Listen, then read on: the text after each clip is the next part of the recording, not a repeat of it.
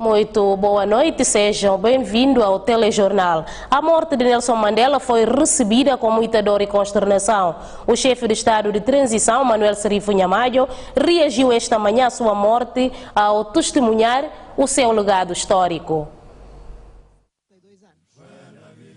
A morte aos 95 anos do líder da segregação racial, Nelson Mandela, deixou todo mundo abalado por constituir uma perda irreparável de um homem que defende a tolerância e perdão como valores fundamentais da dignidade humana. Como qualquer cidadão que ao longo dos anos apreciou e acompanhou a história e a vida de Nelson Mandela,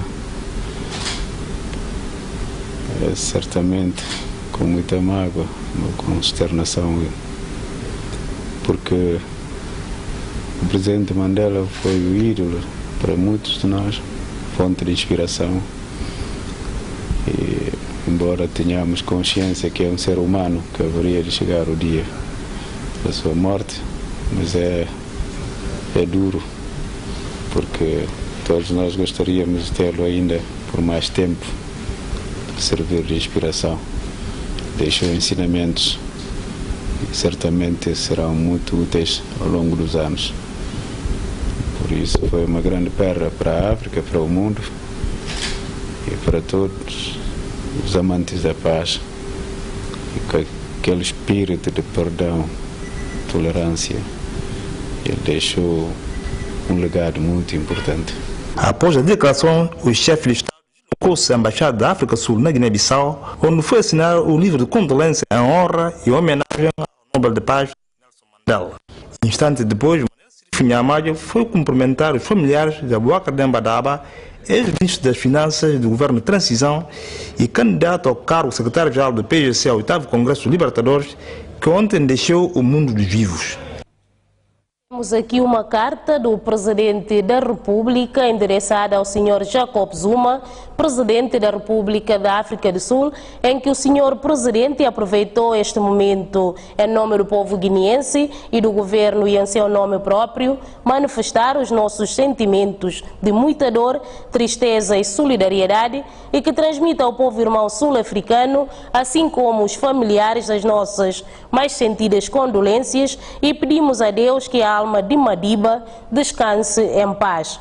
Bissau, 6 de dezembro de 2013. Assinado o Presidente da República, Alhaji Manuel Serifo Nhamayo. Uma outra carta é da Presidência do Conselho de Ministros, decreto de luto nacional.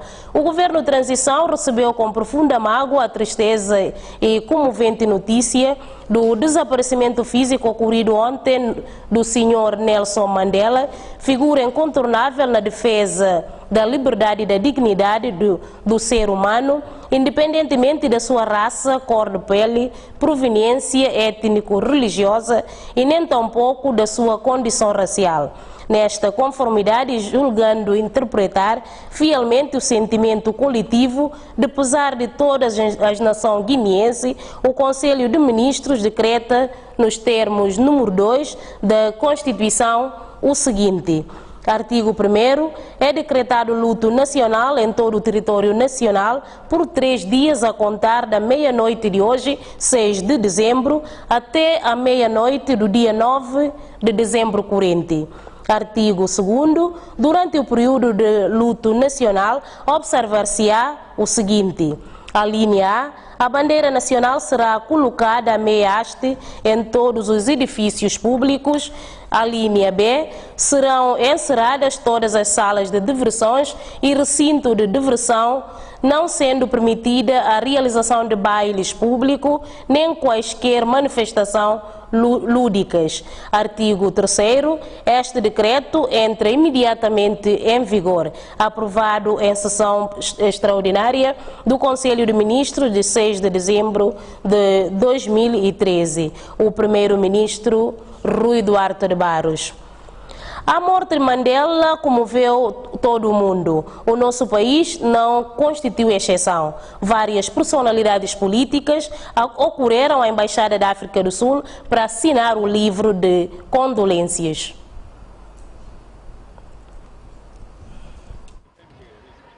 a Embaixada da África do Sul transformou-se num autêntico ponto de encontro, sobretudo de políticos, que assinaram um livro de condolências em homenagem a um dos melhores, se não mesmo o melhor, líder político de sempre. Foi um lutador incansável pela justiça no seu país, em África, e com muita tristeza que ouvimos a notícia ontem, tanto do seu desaparecimento físico, mas é para dizer que nós estamos ao seu lado e ao lado do povo da África do Sul. Portanto, neste momento tão difícil, que é uma perda muito grande para a África e todo o mundo em geral. O caminho para a liberdade não é fácil em parte alguma, dizia Madiba. É uma perda para a humanidade, não é? Nelson Mandela representa um dos melhores filhos que este mundo produziu. É uma personalidade do mundo e não só um cidadão da África do Sul. A imagem que me fica dele é daquele que, no sofrimento, nunca baixou os braços, dizendo que o caminho da liberdade não é um caminho fácil, tem que haver sofrimento. E ele sofreu, conseguiu libertar o país dele e podemos dizer que libertou a maior parte dos que sofriam neste mundo e ainda sofrem. Um dia de reflexão, acima de tudo, afirmou Brahma Câmara. A sua capacidade de tolerância, de perdão e capacidade de diálogo são valores fundamentais que me marcaram e me marcarão eternamente. São esses valores, essas palavras que são também para mim fonte de inspiração. Revejo-me nas palavras dele, na forma de estar, a forma tão natural e tolerante que ele encara a vida com toda a humildade. Domingos Simões Pereira, que sempre admirou Nelson Mandela, que considera um exemplo único e ímpar, destaca o discurso do presidente Barack Obama sobre o acontecimento, duas notas. Quando Nelson Mandela lembra as pessoas que, se as pessoas veem nele um santo, então que pensem naquele santo que comete pecados e que não para de tentar evitar os pecados. E a segunda nota foi quando ele disse que a libertação do Nelson Mandela significou que a verdade irá sempre triunfar sobre a mentira e sobre o ódio. Ou seja, toda a vida de Nelson Mandela, porque há várias formas de inspirar as pessoas, há várias formas de liderar, não é, o esforço das nações para o desenvolvimento. Nelson Mandela fez-lo com a sua própria vida. Os líderes parlamentares do PIGC e do PRS também lamentaram esta grande perda para o mundo. Todo amante de paz e de democracia no mundo, sinceramente, hoje está chocado com o desaparecimento desse grande estadista do mundo. Não fala só de africano. E representa um grande orgulho para nós africanos, que sempre pôde na prateleira. Somos como gente que está pensa, gente que está guiado. Para nós é uma luz que paga na África. Porque é um homem que nunca pode medir essa dimensão em termos de se luta contra a apartheid, prisão de 27 anos que sofri, e mais tarde vim ser o primeiro presidente negro nesse país que é a África do Sul. Independentemente desse, é um homem que pode criar ódio, mas ao contrário, ele cria reconciliação entre brancos com pretos. Nelson Mandela é a prova provada de que o paraíso na Terra é possível desde que sejamos razoáveis e humanos.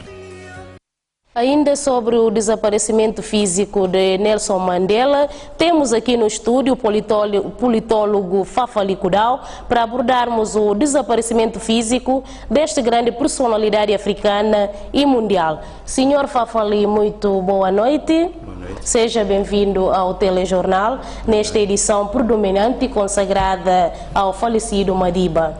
Para começar, a morte de Mandela ontem, anunciada pelo presidente da África do Sul, é uma surpresa ou nem por isso? Não é uma real surpresa, porque desde o mês de junho que ele tinha entrado num estado crítico, com pronósticos difíceis relativos à sua sobrevivência, o mundo já esperava que ia acontecer algo fatal e inevitável, porque tinha chegado mais ou menos o tempo de o homem grande ir-se embora. E quando houve toda a insistência para o salvar com todos os meios médicos ao dispor dos médicos sul-africanos, chegou um momento em que a imprensa até diz que o pobre homem já tinha dado muito e que tinha chegado o tempo de o deixar ir para a casa dos seus antepassados. Portanto, não é uma surpresa verdadeira. O momento acaba sempre por surpreender, mesmo que a notícia tenha sido, às vezes mesmo, anunciada antes, mas falsamente.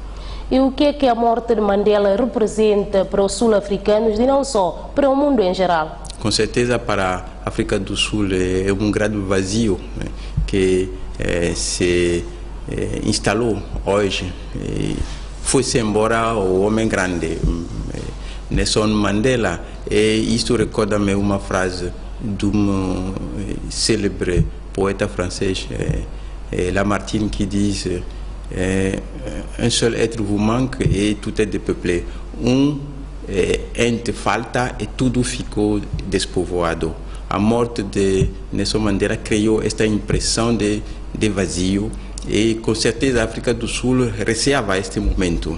Ele sempre foi o cimento da unidade. Foi ele o pai da nação arco-íris em África do Sul. Portanto, o seu desaparecimento deixa um vazio e num momento também de dúvidas na própria sociedade sul-africana.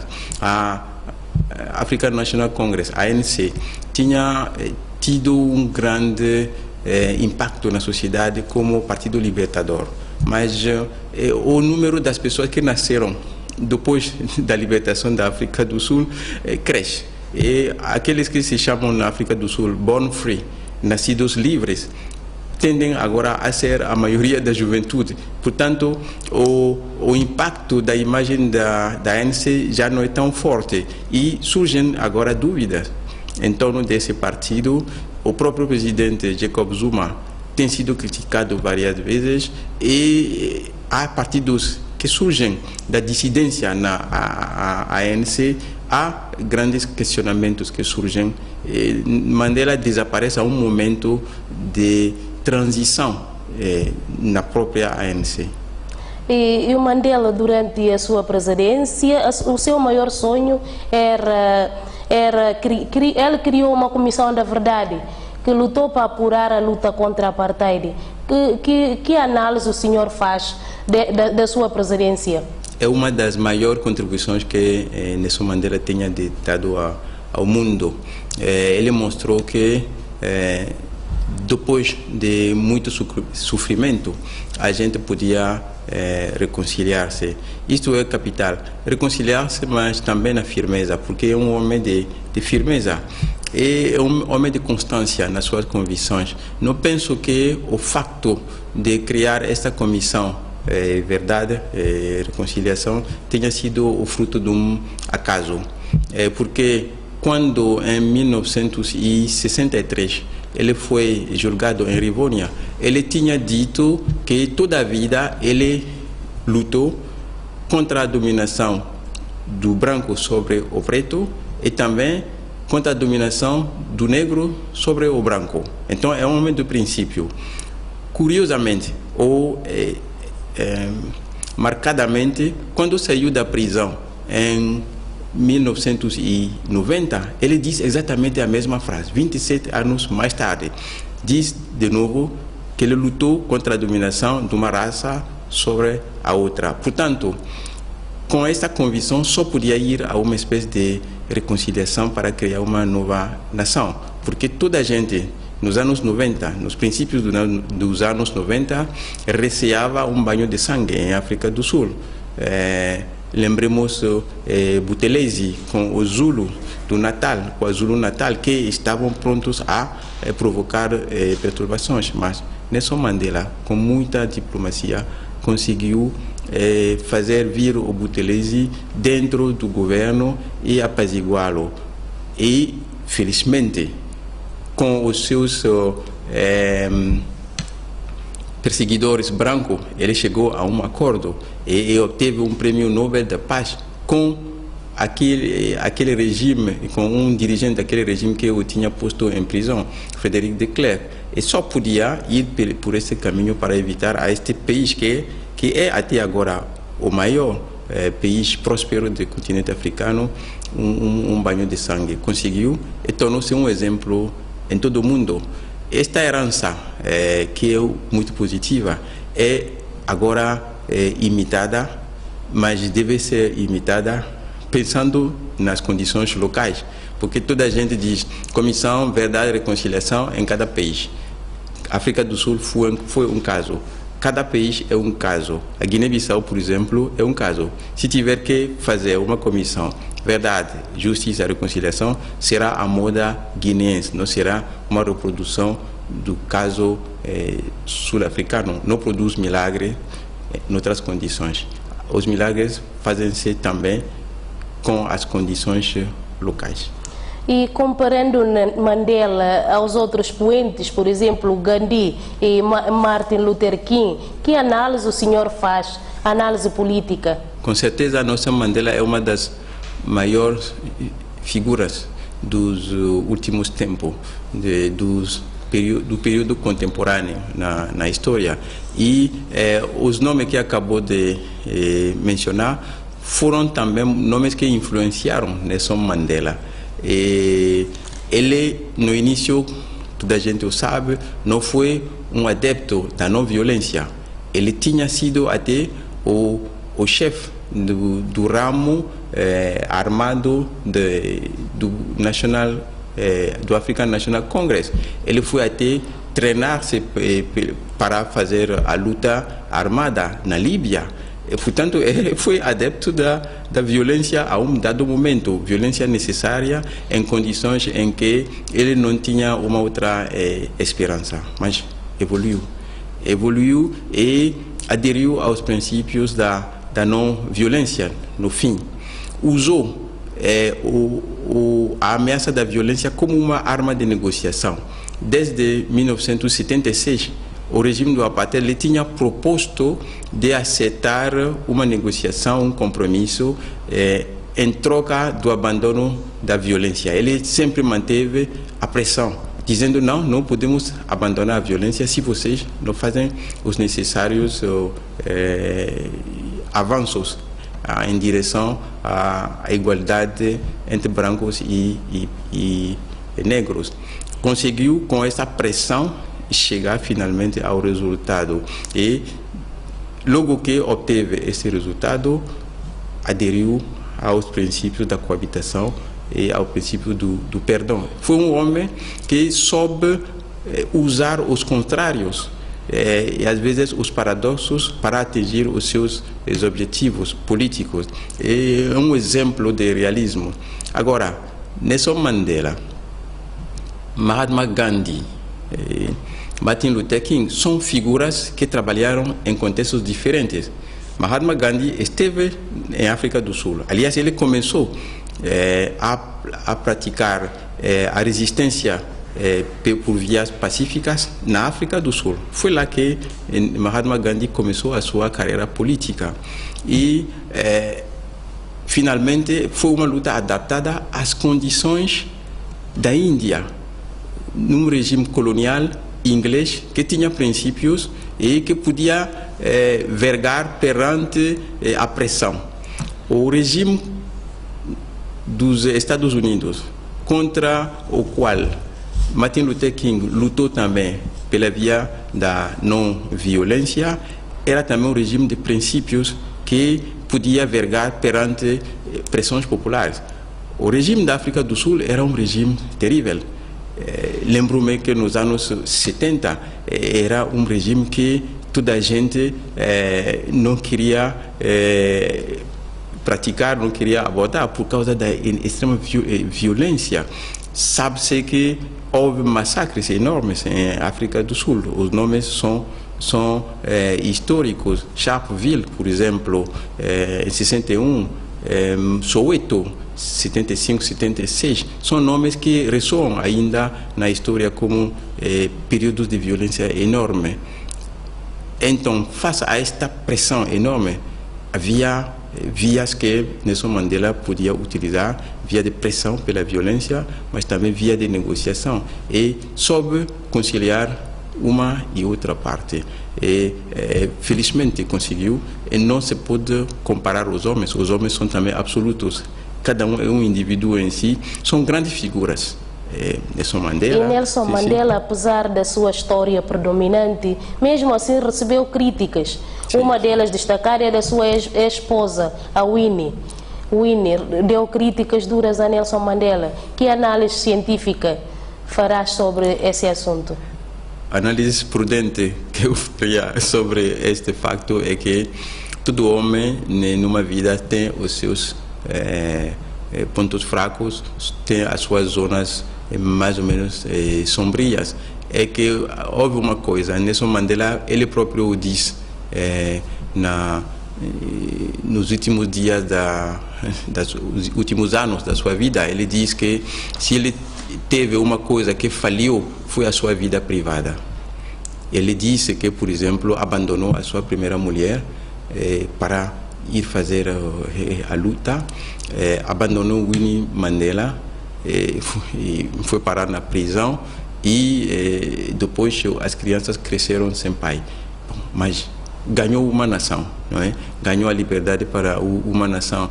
E até os últimos dias da sua vida, as querelas da sua família foram tornadas públicas, e isto assombrou um pouco os últimos dias da sua própria vida. Mesmo o lugar do seu enterro foi um objeto de uma querela familiar.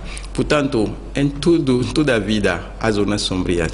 Agora, no que tem a ver com as críticas de Winnie Mandela, Winnie Mandela evoluiu num caminho que divergiu progressivamente de Nelson Mandela no plano político. É que Winnie Mandela, durante os anos de fogo e de ferro em África do Sul, nos anos 70 e 80, esteve no fogo da ação. E neste fogo da ação, com esse ódio que a polícia do apartheid transmitia todos os dias, ela radicalizou-se e tomou um caminho que divergiu um pouco de Nelson Mandela, que estava na prisão, lutava num outro contexto. E, naturalmente, neste caso, uma pessoa que está mais confrontada com a realidade pode, às vezes, deslizar para radicalismos que podem tornar-se ponto de ruptura. Isso foi feito, infelizmente, mas o facto é que travaram a mesma luta, e o caminho tomado por Nelson Mandela acabou por dar o melhor resultado para a África do Sul e também para o mundo. Senhor doutor, como será a África do Sul e o mundo pós-Mandela? Oxalá que eu saiba, mas vislumbrando um pouco para o futuro,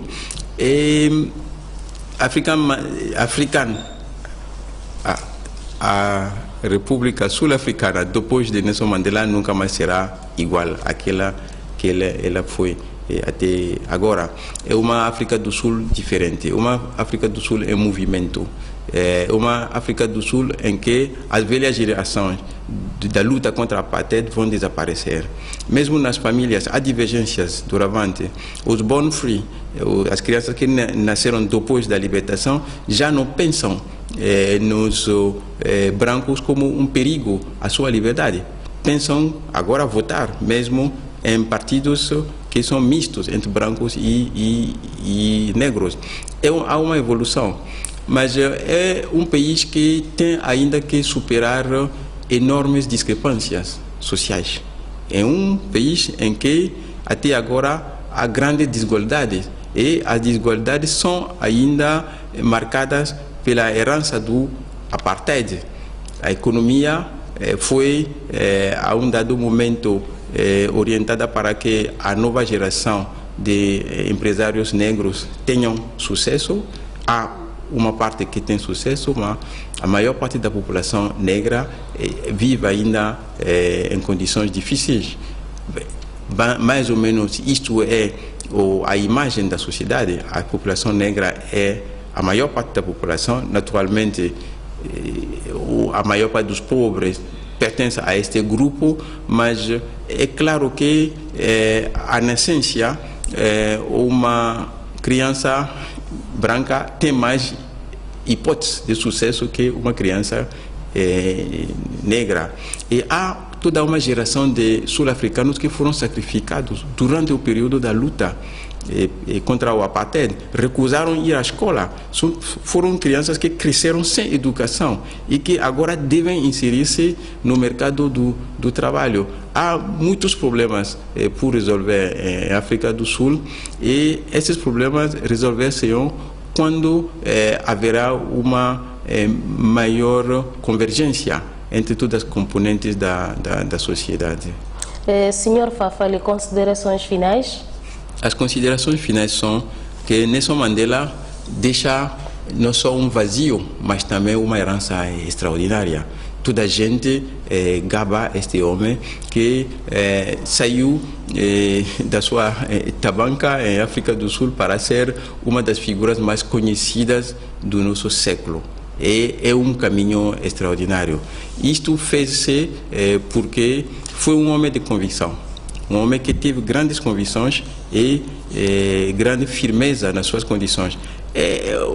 Uma imagem que fica, por exemplo, na mente é a imagem de um Nelson Mandela que em 1963 apresentou-se vestido como um régulo, um nobre da sua etnia roça, diante do tribunal de Rivônia, para mostrar toda a sua africanidade. Uma outra imagem de Nelson Mandela é de um Nelson Mandela que fugiu, por exemplo, da sua tabanca para escapar a um casamento forçado, porque não queria casar-se num contexto onde o seu tio, que era régulo, arranjava-lhe uma mulher. Então é um homem de convicção, mas às vezes convicções paradoxais. Podia gabar-se da sua tradição, mas também podia mostrar que os maus aspectos da tradição devem ser evitados. É um homem de fidelidade, porque em contextos difíceis manteve-se fiel a seus amigos. Por exemplo, a primeira viagem que ele fez foi a Cuba, num contexto em que Cuba estava a ser muito criticada por toda a comunidade internacional, e a gente lhe aconselhava de não ir a Cuba para não ser tipificado como revolucionário, mas foi a Cuba. Fidelidade também a Líbia, por exemplo, de Muammar Gaddafi, que o apoiou no momento que ele se formou para a luta de libertação. Ele foi sempre amigo de Gaddafi, no momento em que toda a gente dizia que Gaddafi era infrequentável. Portanto, são elementos que são bons a reter. Mas homem de fidelidade e também de flexibilidade, porque soube abandonar a violência e adotar um caminho de paz e de reconciliação no devido momento. Para nós, por exemplo, aqui na Guiné, é um exemplo a seguir. Infelizmente, para nós na Guiné, Nelson Mandela nunca virá aqui. Talvez tenha tido uma influência apaciguadora no nosso tumulto nacional. Senhor Fafali, muito obrigada. Chegamos ao fim da nossa entrevista. Obrigado. Era o Fafali Kudau numa entrevista sobre a morte de Nelson Mandela. Temos aqui mais um outro comunicado sobre o desaparecimento físico de Nelson Mandela. Do gabinete do primeiro-ministro, a Federação das Associações de Defesa e Promoção de Pessoas com Deficiência, do PRS, o Jardim Infantil Nelson Mandela, lamentaram o desaparecimento físico do primeiro presidente negro da África do Sul, Nelson Mandela, figura incontornável da defesa da liberdade e da dignidade do ser humano. Neste momento em que o povo sul-africano vive momentos de profunda tristeza, dor pela morte de Nelson Mandela, todas essas entidades em cima mencionadas endereçaram as mais sentidas condolências à família enlutada e ao povo sul-africano. Que a sua alma descanse em paz, porque tanto lutou e deu a sua vida. O governo reuniu hoje em sessão extraordinária para analisar, entre outros assuntos, o desaparecimento físico do ex-ministro das Finanças, Abubakar Demba Dahaba, e do líder histórico da luta contra o apartheid, Nelson Mandela. A reunião durou quase 3 horas, na qual o executivo governamental analisou vários assuntos, entre os quais a morte do ex-ministro das Finanças, Abubakar Demba Daba. Relativamente ao ministro das Finanças, foi com muita pena e tristeza que recebemos a informação. Estivemos mesmo lá ontem para constatar, mas o governo está a fazer tudo no sentido de dar-lhe um funeral condigno à altura das nossas possibilidades. Será um funeral de Estado? Claro. Quando? Claro. Isso com a família vamos poder determinar a data exata, porque como sabem, a família também tem uma palavra a dizer e os filhos também, e estamos a aguardar. E sobre a morte do presidente Mandela? Como sabem, foi com muita tristeza que recebemos a notícia, portanto, da morte do ex-presidente Nelson Mandela. Como sabem, temos muita ligação histórica, porque foi um lutador incansável durante todo o ano da apartheid na África do Sul, e pelo que nós ficamos muito tristes. Mandamos condolências à família e ao povo da África do Sul. Como eu disse, temos ligações históricas, porque foi um homem incansável durante todo o processo da luta na África do Sul, e com a nossa luta também de libertação havia muita ligação de perto, tínhamos muitas boas relações. O primeiro-ministro Rui Duarte Barros, satisfeito com a evolução do processo de recenseamento eleitoral iniciado a 1 deste mês. Claro que é um processo novo, mas temos esperança de que tudo vai correr bem, e nós todos os guineenses devemos tanto louvar este processo e, sobretudo, o apoio do povo timorense, que é o único que nos está a dar apoio nesse momento relativamente ao recenseamento eleitoral, através dos kits que disponibilizaram e também técnicos que disponibilizaram para nos apoiar. Para as eleições gerais marcadas para 16 de março de 2014, prevê-se que sejam recenseados 800 mil potenciais eleitores. Entretanto, continua a decorrer no país o recenseamento eleitoral. Hoje vai no seu 6º dia.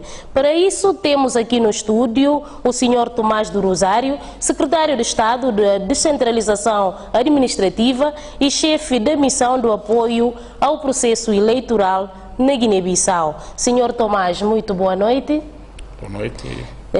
Timor-Leste foi o primeiro país que se prontificou a ajudar a Guiné-Bissau neste processo eleitoral. O que é que Timor-Leste ajudou a Guiné-Bissau de concreto? Em primeiro lugar, em nome do povo de Timor, que nós estamos cá em Bissau, uma equipa de apoio de solidariedade. Estive cá com o primeiro-ministro em outubro deste ano, e cheguei em Bissau em 5 de novembro com técnicos timorenses que nós vamos apoiar o ato do recenseamento e as eleições em Guiné-Bissau.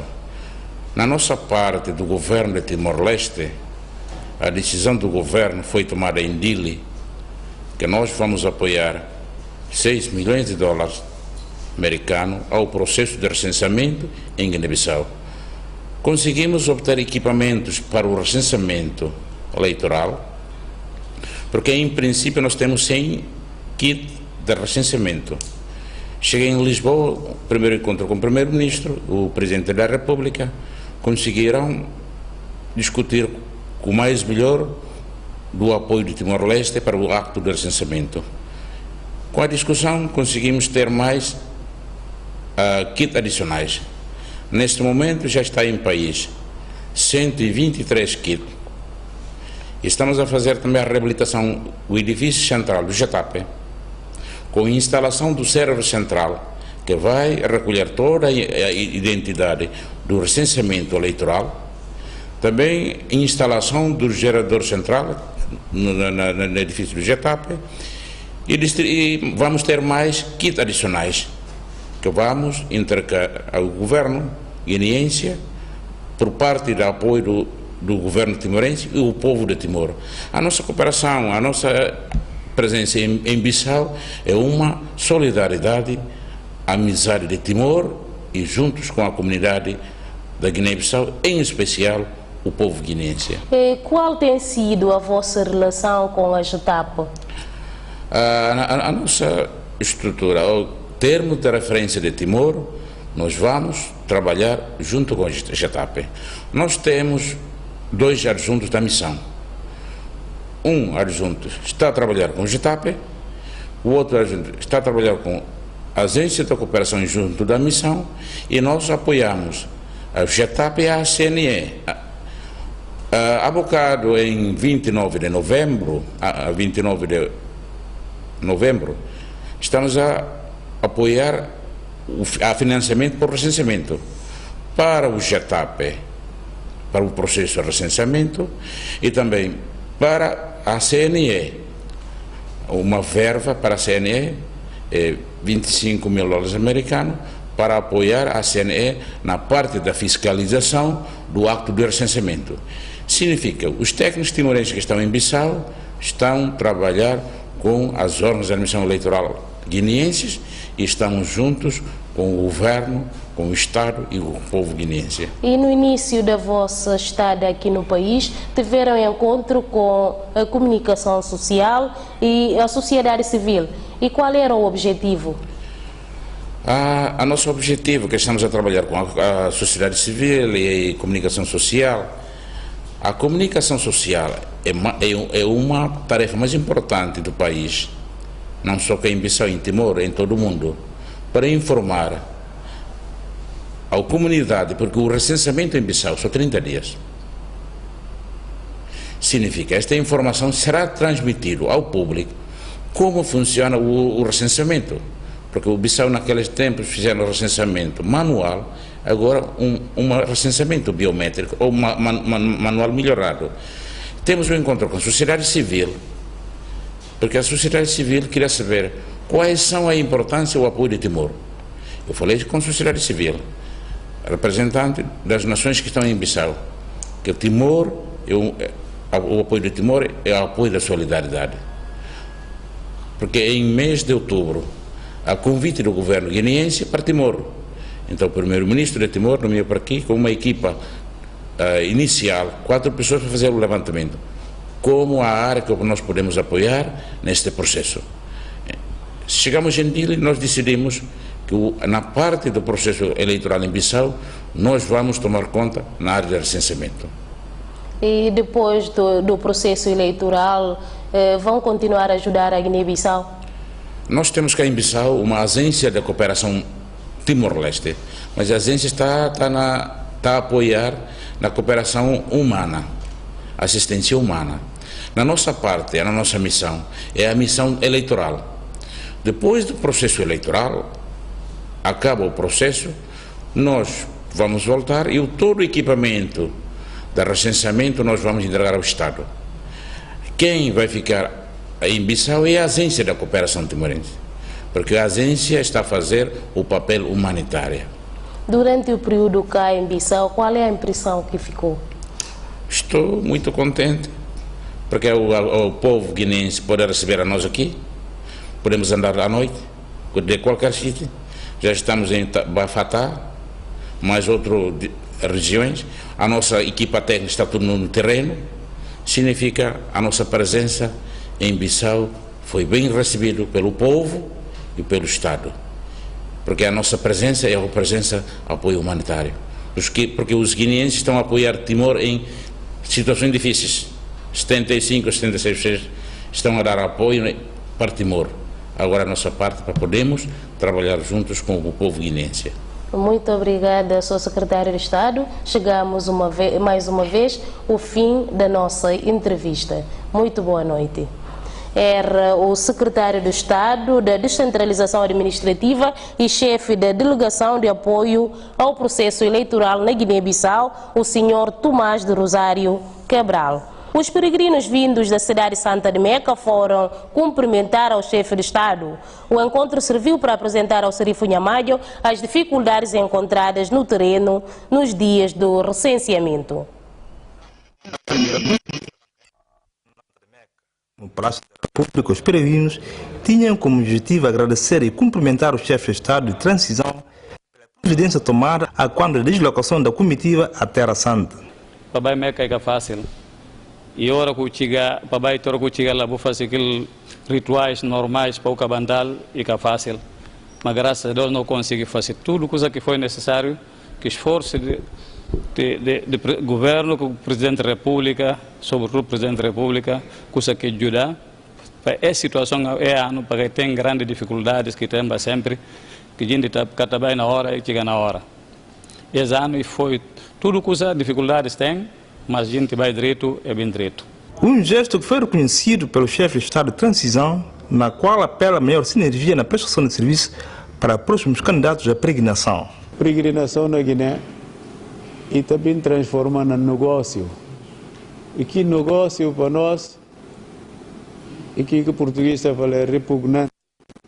Porque a hora que nós trabalhamos para uma questão de fé, vou entrar com questão de negócio lá, e porque o que tem noção de fé. Aquilo é pecado que não comete. Aquilo é pecado que não comete. Pero pode bom pés de maneira limpa e que vou aproveitar as circunstâncias de uma coisa que não fazer para via de fé, para a gente cria tudo uma dificuldade. Tanto essas e palavras como me estive a falar, para garantir vós como não há fazer tudo, para não deixar dossiês, quem que não bem continua o trabalho, para ter a ideia de que acontece para que eles cometem aqui mesmo os erros. De resto, me estive perigoso para não pedir a Deus, a nós tudo junto, para Deus ter esse entendimento nesta era ali, para Deus ter essa estabilidade nesta era ali, para não poder viver também uma na outra parte do mundo, onde que entendimento tem, onde que bem-estar tem, para o país poder desenvolver. O encontro serviu para as partes proporem soluções junto das agências encarregadas das viagens à peregrinação na cidade de Santa de Meca. Colocamos um ponto final no jornal de hoje. Para si que nos acompanhou, tenha a continuação de uma ótima noite e bom fim de semana.